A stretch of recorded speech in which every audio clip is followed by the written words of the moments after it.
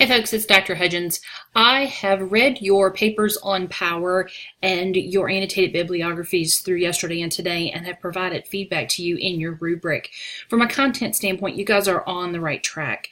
An area of development for many of you is improving your use of APA formatting. I want to make sure that you have clarity about where the resources are within our course that can help guide your development of the use of APA.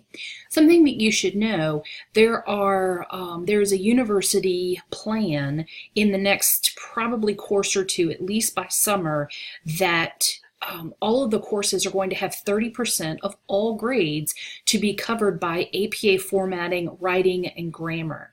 So it is to your advantage to really polish those skills now, be intentional about learning proper formatting early on, so that once the expectation that 30% of your grade is going to be represented by that writing skill, you're already ahead of the ball game. It's also an expectation in graduate writing that you do apply the practice of APA writing. I want to remind you that the use of APA is more than just knowing how to design a reference list or to use in-text citations or level headings. That's kind of the nuts and bolts of APA, but it is not the totality of the use of APA. The reason that the book, which I hope this book looks familiar, the book is over 200 pages. The reason it's 270. The reason it's that long is because it addresses all syntax of writing. So I do want you to own the book. I want you to be comfortable with it. As you can see, mine's flagged all over the place. Lots of highlighting because I've used it for years. Realizing that you're developing this skill, it's important for you to take the feedback that's provided in prior week's work and intentionally apply that feedback to make improvements in your writing skill, in your writing style, and as well as your APA formatting. So just to be sure, want to remind you where the resources are within our own course that I've put in there for you. So what you're seeing in front of you is a screen capture of our course homepage. So if you go under course content, you're going to see a familiar page, at least I hope it's familiar. Under course guides and assessment instructions, you can click here. And then under additional information, it says in this folder you will find resources to help you be successful in your use of the APA formatting for this course. In this folder has additional resources for you. If you're interested in samples or explicit, I guess samples is the right word, of APA formatting, the Liberty University APA Quick Link is a really good tool. They've taken kind of the high volume use things in APA and put them in this web link. So if you're not sure how to format something, this is a great place to go. It gives you the general idea of formatting, of what style looks like, what the title page should be on, the abstract, the main body, headings. That actually gives you the details of what the heading should look like, the in-text citations, how you manage all of those, references, and then it gives you examples of references. The other thing that it does on this paper under references is it gives you a sample paper. So I like to see something that I have to use. So if you click on the sample APA paper, it opens up another link that's a PDF, and it gives you an example of a student paper. And you can go through and see how to format. What does an abstract look like? What do the keywords look like? And it walks you through a visual example of what a fully involved APA paper looks like, and it gives you details as you go through it about how to develop your paper. I think the sample paper is probably the thing that I find most useful. Again, I'm a visual person. I got to see it to know it. So just know that that is in your first link within our course. I'm going to skip cross-ref for a minute. APA Style on Twitter and APA Style on Facebook. Know that both of those sites that you can subscribe to APA Style, if you're a Twitter user, they send out posts regularly about have you thought about doing this with APA? Have you ever struggled with this with APA? It's the Twitter account, if you wanted to send a quick question that said, how do I format 3 authors in their first use? you tweet that to them, they're really good about tweeting back a reply. If you just want something that occasionally you just read casually just to build your knowledge base, you can use it in that format as well. The APA style on Facebook has a little bit of a longer delay, so if you have APA formatting questions, that's not as quick as Twitter. There's also a blog for APA, which I have not found to be very useful, which is one of the reasons it's not here. One other reason that I subscribe to all of these is to keep my toes in the water, to help me continue to casually learn about changes or updates, or remind me about things that I don't use very often. You know, how do you cite a newspaper article, or how do you cite a book without authors but has editors? Those things are the zebras, not the horses, so you don't do them very often. So using Twitter or Facebook or the blog help you continue to just heighten your awareness of what's out there. Realizing that you guys are busy people. You probably don't have time to sit and review Twitter as much as someone that is not enrolled in a master's program. But there's always time on the bus. There's always time in traffic. There was always time, you know, when your kid's not playing on the basketball field, that you have a few minutes to thumb through something. So if you're interested in developing those skills, know that these resources are here and that you can click on these links to subscribe to them. Now let's talk a few minutes about what Crosslink does. Not Crosslink, cross-reference. This is a great tool to help you find DOIs. It's an expectation when you're writing at the graduate level that you put the DOI or a URL so that someone can find your peer-reviewed scholarly article.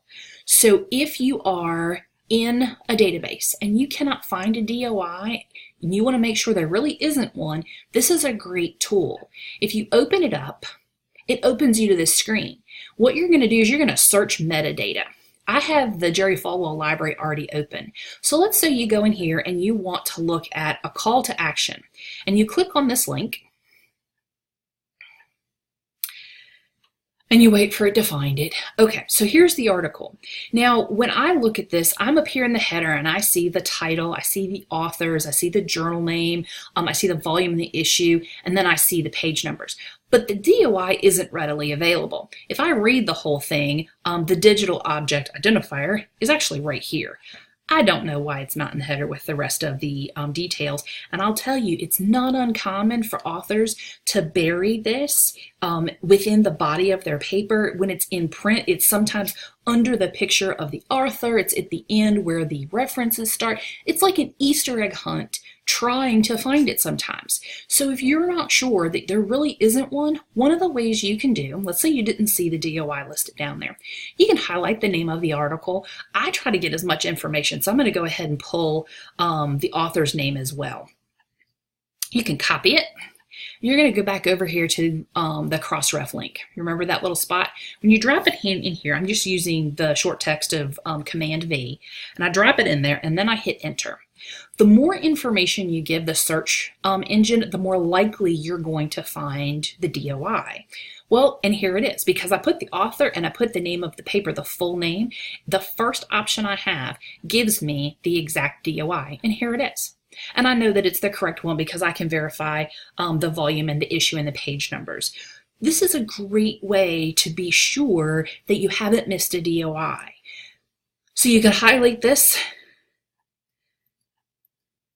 Sorry, I'm getting messages from Microsoft. You can highlight this DOI and you can drop it in your paper and you found it. I want you to know that the use of a DOI is not optional, instead using a URL or the web link instead of a DOI. If there is an existing DOI, it needs to be with your proper APA citation. If there isn't, then you can use the URL, but then it needs to be an abbreviated URL that's backed up to the search engine. So, okay, I think we've covered this. Where's the article? Let's go back to our class, if I can find it. Okay, so the my hope for you is that as you're navigating the complexity of your assignments and really writing in in a scholarly manner, that you're understanding the importance of supporting your key ideas. And when we talk about scholarly references, we're talking about peer-reviewed journal articles that have been published in the last 5 years. That's the definition of scholarly. It's what APA uses, and it's what standard practice for evidence-based practice is. We want the most current stuff to inform our practice and then to inform our writing about our practice. One thing to guard against when you're looking for articles related to a topic, if you're writing a paper like your final paper is going to be, it's going to be a synthesis of an important topic. You want the best sources available. When you locate editorials or commentaries or opinion pieces, they're normally a page or two in length. They're written by a single author, and they're about their experiences or their ideas about something. Please do not discount their ideas or their opinions, but you also don't want to assume that their ideas or their opinions or their experiences reflect scholarly evidence or best practice in a current setting. So when you're developing a reference list, you want to exclude editorials or commentaries the word just went. Opinion pieces. Okay, so those would be considered gray literature, and that should take you back to hearken you to the days of research. Gray literature is not something you're going to use to support evidence-based practice. It's opinion pieces. It's what somebody thinks. Not to confuse you more, but let's say you went into the literature and you found 3 or 4 well-developed opinion pieces about the identical topic that were written by experts in the field. You could collectively use those 3 authors and use a combined in-text citation to support a key idea. But that would be only allowable if you had multiple agreed upon opinions from experts in the field. There's actually a study design called a Delphi study that does that. They pull together experts and they talk about a topic and they publish those experts' opinions. Your best course of action is to keep it clean. Look for evidence-based, peer-reviewed, scholarly journals published in the last 5 years and avoid opinion pieces, commentaries, or editorials, okay? I think I've covered, I think that was all in my notes. Okay. This week, under your course content, you have got your paper that is going to be on the influence of teams. And we have all been in work environments and probably are in work environments where we have to play well with others. So this assignment is often very personal to you guys. What I want to remind you in this is one of the first steps in this paper is it asks you to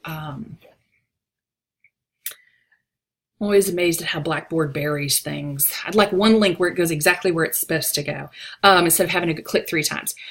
So the influence of teams, one of the first steps is that it asks you to examine the concepts presented in the assigned readings. Well, your assigned readings are a couple of chapters. Folks, I want you to pull out 4 to 5 key concepts that came from your reading and focus on those. I do not want a line-by-line summary of every single section in your book. Do not wear yourself out. I want the salient topics from your reading, the big ideas that you got from your reading. That's it. Normally 4 to 5 gets it covered.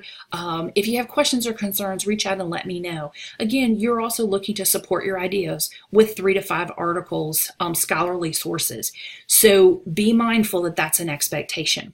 This is a paper that I want you to be concise about. Tell me what you need to tell me and keep moving. It's also a paper that really lends itself to level 1, level 2, and maybe level 3 headings. It's an expectation of graduate level writing that you organize your writing and keep it as succinct as possible. So I hope this has been helpful. I am available if you need to chat about any of the feedback. If the resources that are being provided to you are not sufficient to help develop your APA skills or your writing, I'm happy to refer you to the LUO Writing Center or address any personal questions you have. You do not have to figure this out alone, but you do need to be intentional about this area of development for future academic success. Many of you are early in your program, so you haven't even hit the practicum courses where things become more complicated complicated and writing becomes more and more critical. So I really want you to be intentional today about developing those skills for your own success. Know that I'm thinking about you, I'm praying for your success, and I'm happy to be a resource if there's anything I can do for you. I hope you guys are enjoying whatever weather you're having. I'm in Roanoke and it has been 72 to 73 degrees for the past 3 days. My poor trees do not know what to do, but I can tell you that the beagles in this house have been super happy that they've been in the yard playing. They do, however, now have beagle stink, so I'm going to have to do puppy baths, which was not on my plan. I have too much other stuff to do. So if anybody would like to come by and wash some puppies, that'd be great. But don't tell them they're getting baths. They're not fans of those. I hope, however, you're spending whatever few moments you have that they are fulfilling and they're helping fill your well. I'll be thinking about you. Take care.